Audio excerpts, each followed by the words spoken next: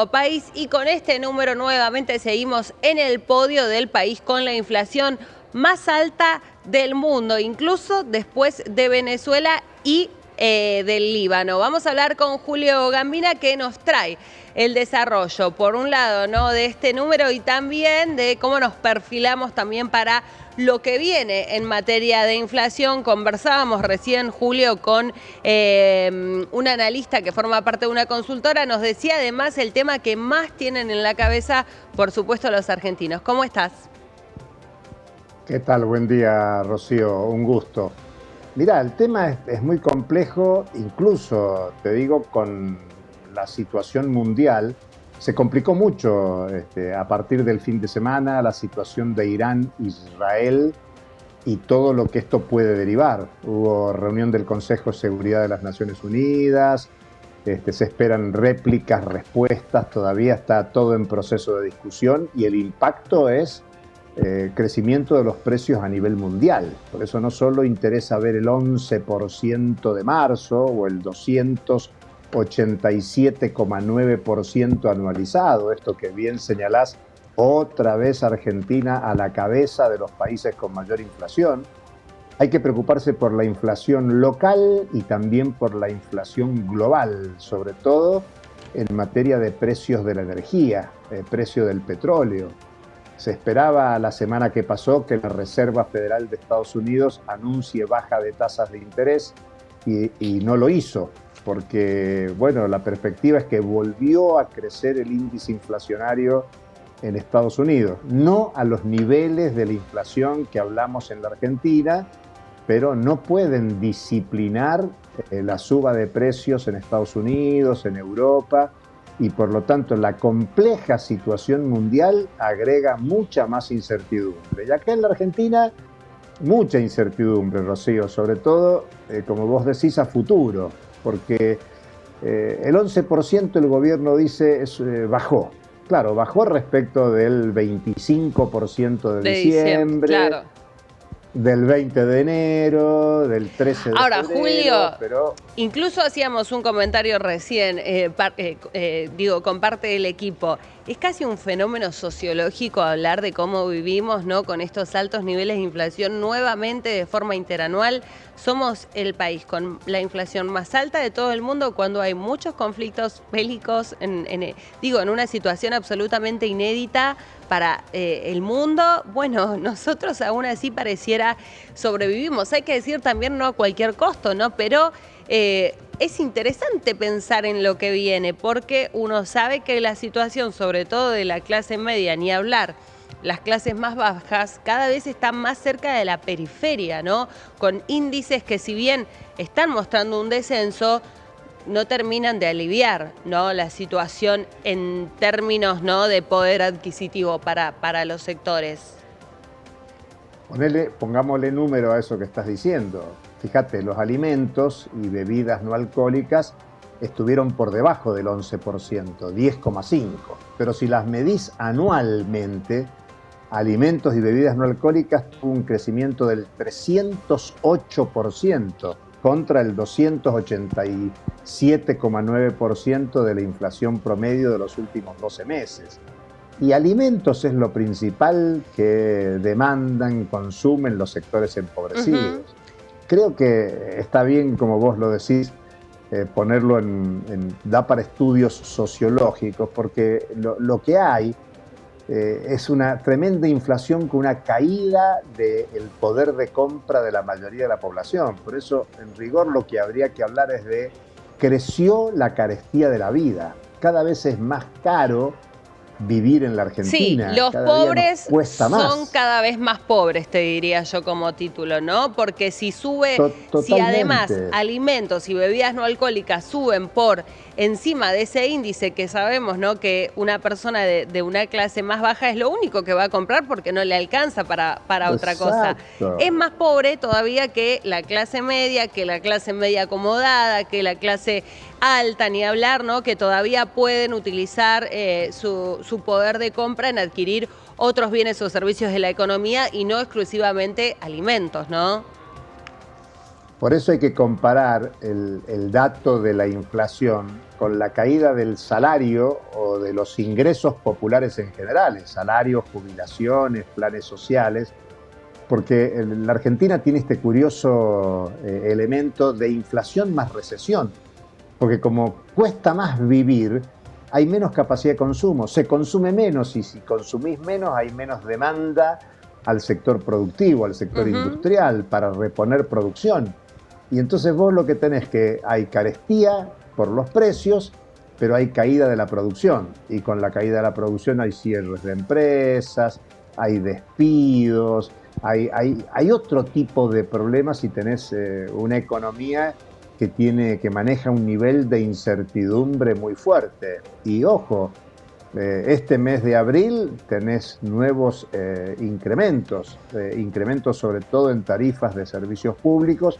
Algunas empezaron en el mes de marzo, otras van a seguir en el mes de abril y todavía no tenemos la última noticia respecto de las prepagas, porque ha habido un poco de ruido en los últimos días, sobre todo a partir de que las propias autoridades nacionales hablan de que se les fue la mano a la medicina prepaga. Y vos mencionaste a los sectores medios, que son los que pagan una prepaga, porque convengamos que los pobres no van a la prepaga, los pobres tienen el hospital público, tienen otros ámbitos que ya vienen deteriorados con la lógica histórica de privatización de la salud.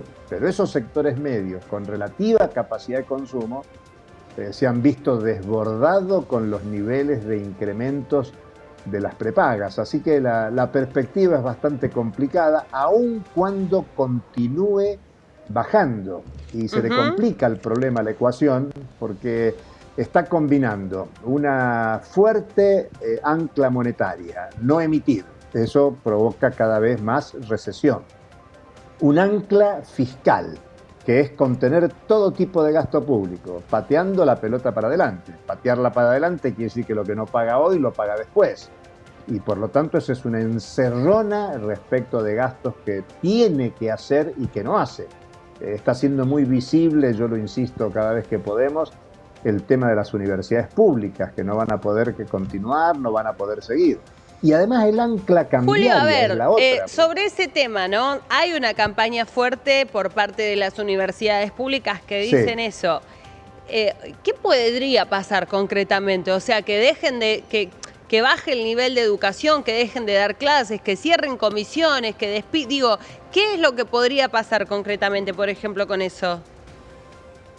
Pensarlo, Rocío, es dramático, porque el nivel de prestigio que tiene la Universidad Pública Argentina en el mundo es muy importante y se la está ahogando deliberadamente. Vos pensás con una inflación anual de 288% prácticamente, y decirle tenés el mismo presupuesto que el año pasado. Solamente se habilitó una partida menor de actualización. Es imposible, no se puede pagar el aumento de servicios, todos los costos que es mantener una universidad. Por eso las universidades dicen, estamos por cerrar. Es como una presión para que las universidades resuelvan presupuesto por fuera de lo que supone el funcionamiento de las universidades, que es el presupuesto público. Es dramático lo que se vive. Te digo que en las universidades hoy no se encuentra papel. Te lo llevo al nivel de que vas al aula y no tenés los elementos mínimos para funcionar. Por eso la campaña está asumida no solo por la comunidad universitaria, sino se han puesto a la cabeza los propios rectores. Rectores que, te confieso, no tienen todos el mismo posicionamiento político, la misma visión ideológica, pero ven que sin los recursos adecuados no pueden abrir las puertas. Por eso es dramático. Y te decía, Rocío, el otro tema, el otro ancla importante es el ancla cambiaria. Y claro, hoy todos miran un dólar a 1000 para simplificarlo, pero la presión por una devaluación viene por los grandes exportadores y por los sectores especuladores. Bueno, Julio, eso es clave lo que... cambiaria... Digo, explícanos eso, porque dicen, bueno, ¿este tipo de cambio es competitivo o no? ¿Qué nos dicen los analistas? Bueno, se va a ver ahora. si el campo liquida, evidentemente era competitivo. No van a liquidar si no lo es. Si lo hacen Claro. y lo llevan a cabo en los volúmenes que se espera, es una discusión que a partir de esto se cierra, ¿no? Digamos. Y además también pensando en lo que puede llegar a suceder con el ingreso de esos dólares. Ampliemos un poco, si te parece, para entender sobre todo, ¿no? Incluso, Rocío, pensarlo en esos términos, depender de si un grupo reducido de una actividad económica que involucra a muchísimas personas, porque para exportar una tonelada de grano, de cereal o de lo que vos quieras, intervienen muchísimas personas. Pero el que define es el que liquida o no liquida, un sector muy concentrado que maneja el comercio exterior.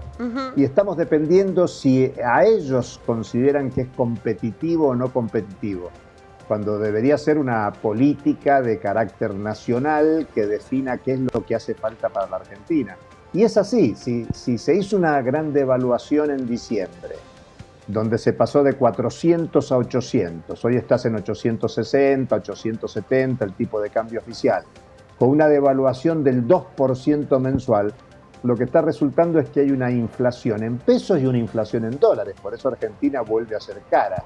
Y por eso los grandes exportadores dicen no somos competitivos, queremos mejorar el precio y agregar el tema de la especulación, Rocío, que se habla menos, porque el Banco Central baja la tasa de interés de nuevo y por lo tanto hay desestímulo para invertir en pesos.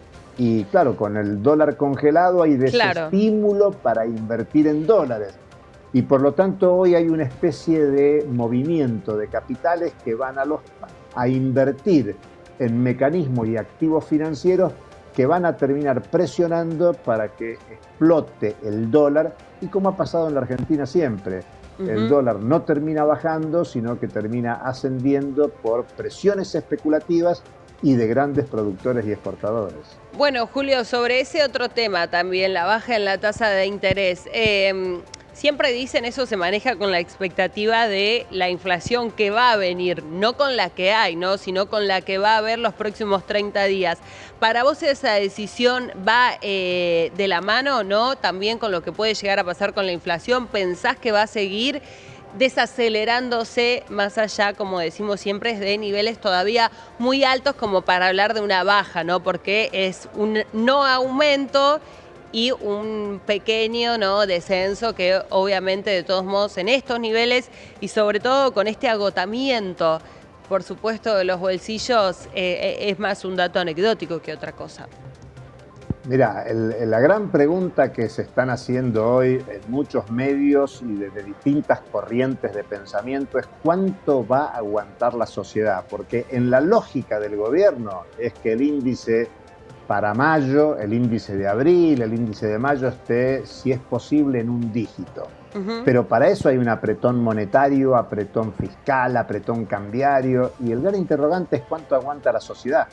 Así como hablábamos de la universidad, hablamos del carrito del supermercado. Vos vas al supermercado, vas viendo precios y bueno, vas a tener que dejar cosas en la góndola o en la caja porque no podés pagar. Bueno, ¿cuánto se banca la sociedad argentina este estancamiento inflacionario que deteriora las condiciones de vida? Y por lo tanto, el gobierno puede tener éxito en bajar el índice de inflación, pero no va a tener éxito en el consenso social, que es lo que está buscando. Por eso el gran interrogante es ¿hasta cuándo se banca la sociedad? ¿Hasta cuándo la sociedad soporta este discurso de que el único camino para bajar la inflación es este profundo apriete que combina carestía de vida con recesión? Julio, como siempre, gracias por atendernos y traernos tu análisis. Hasta la próxima, gracias, buen día. Buen día para vos también.